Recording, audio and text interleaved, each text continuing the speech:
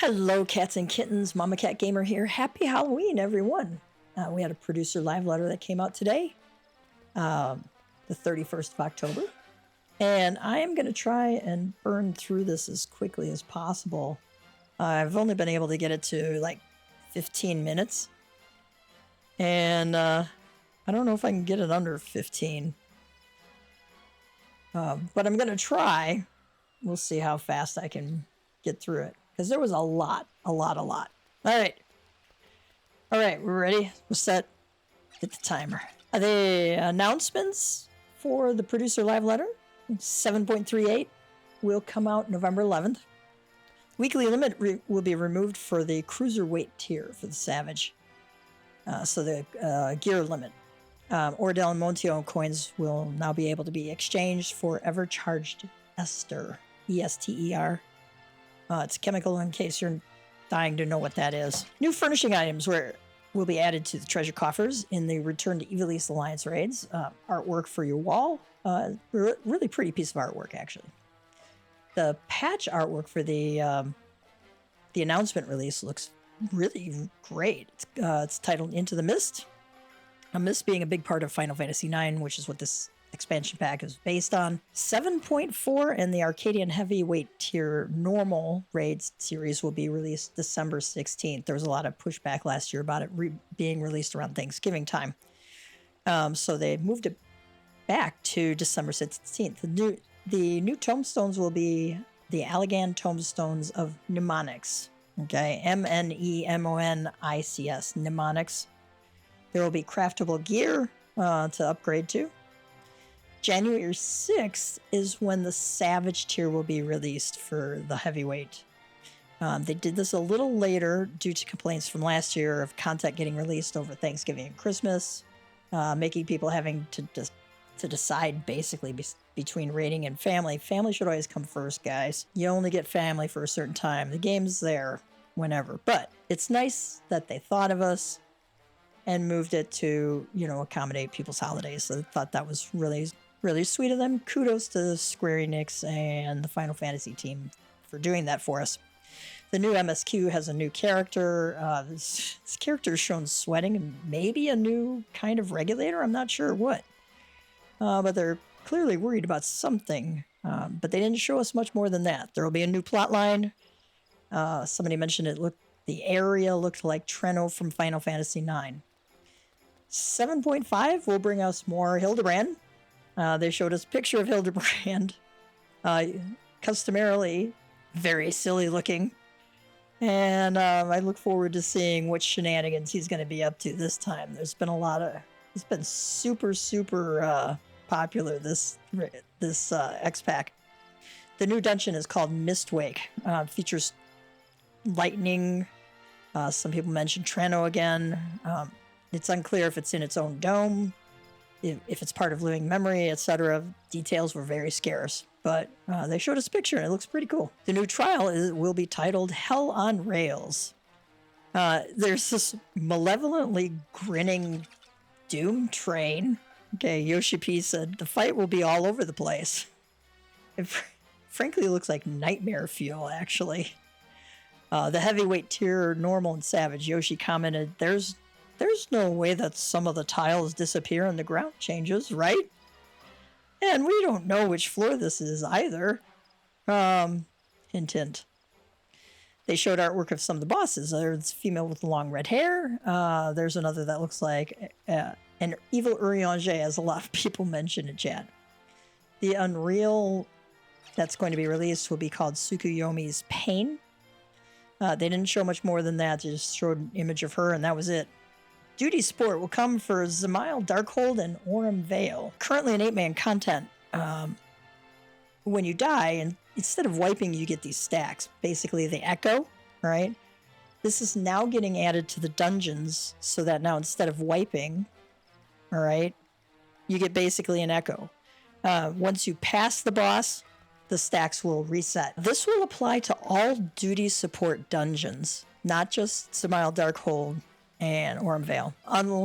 Unless they revamp Aurum Vale's first room, we can take bets on how many ads the NPCs will pull in the first room of Orm Vale. My guess is all of them. And we'll be using the Echo a lot. PvP Series 10 will begin in patch 7.4. There will be action adjustments. Typical for every single patch I've ever seen in every single MMO. There's always job adjustments. New frontline map and campaign is called Warkor Chirta. It's in Urkapacha. It has new rules. Weather conditions will influence the game mode. More details on that and the new rules in the next Producer Live Letter. Gold Saucer update. They showed Air Force One. You'll be flying around targeting things in Ciel de Lace, including the Kraken at the end. Phantom Weapon update. The item level will be 775. Items required to enhance it can be obtained from various duties, including Occult Crescent, or OC, as we call it. The OC update, they're adding Mystic Knight, Dancer, and Gladiator.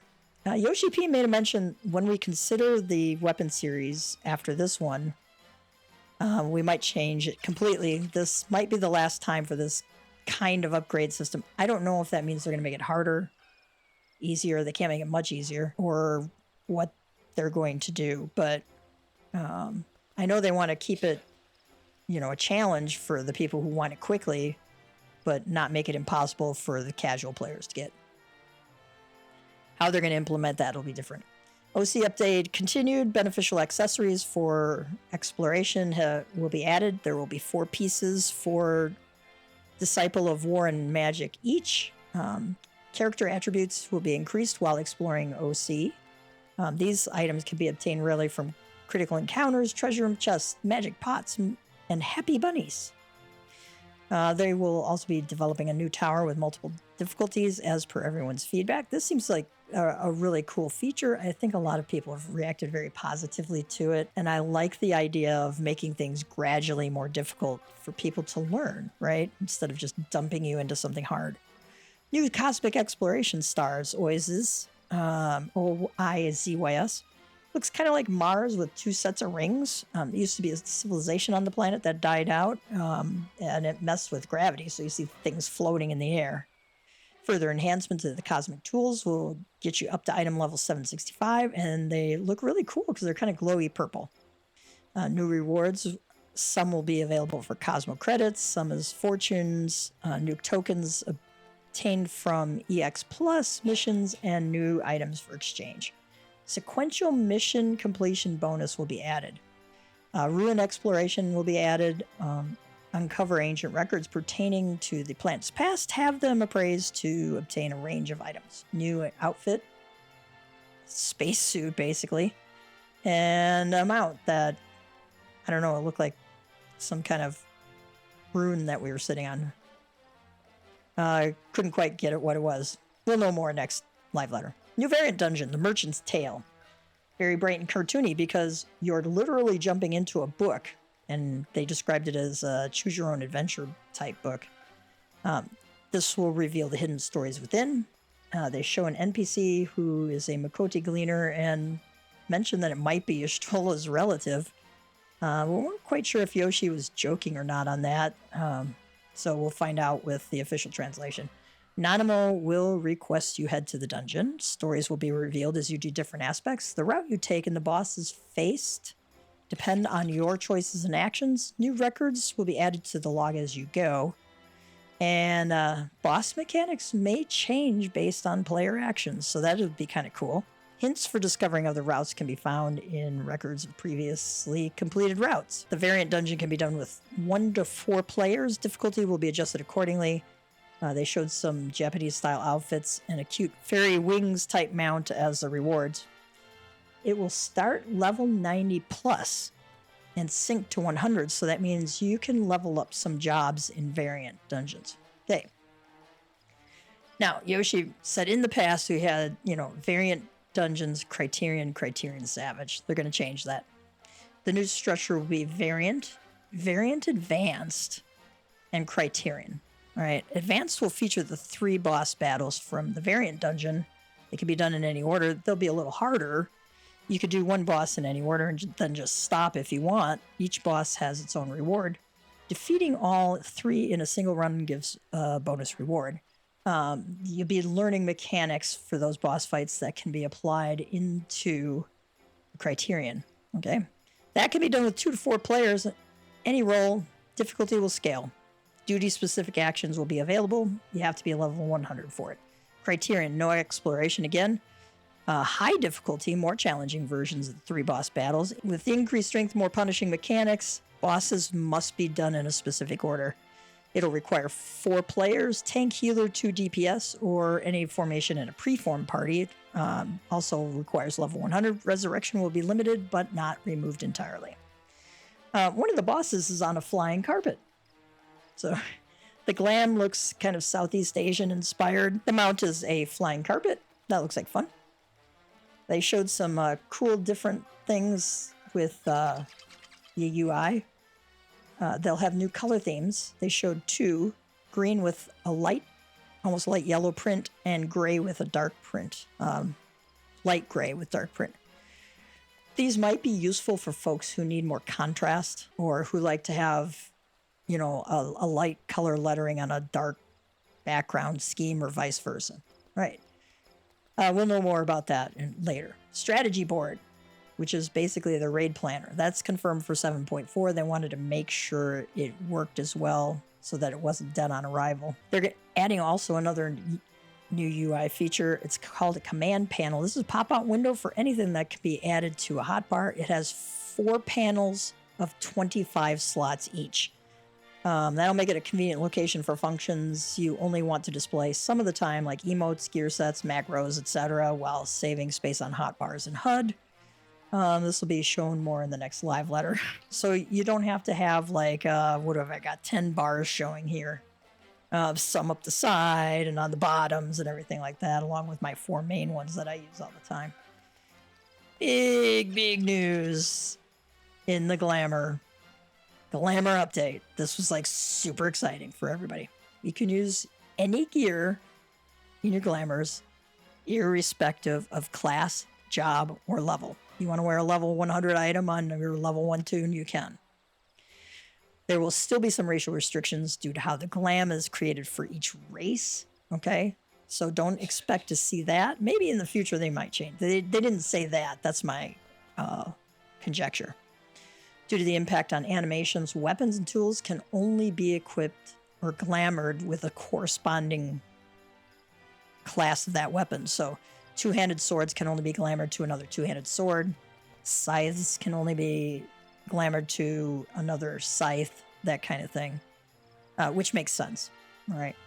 Housing changes. They said they needed more time, so that'll be 7.5. Apparently adding slots, items to hang into it involves a lot more CPU usage that the server engineers will be working on. They started to get into the technical details, and our translators who have been doing a bang-up job the entire time went...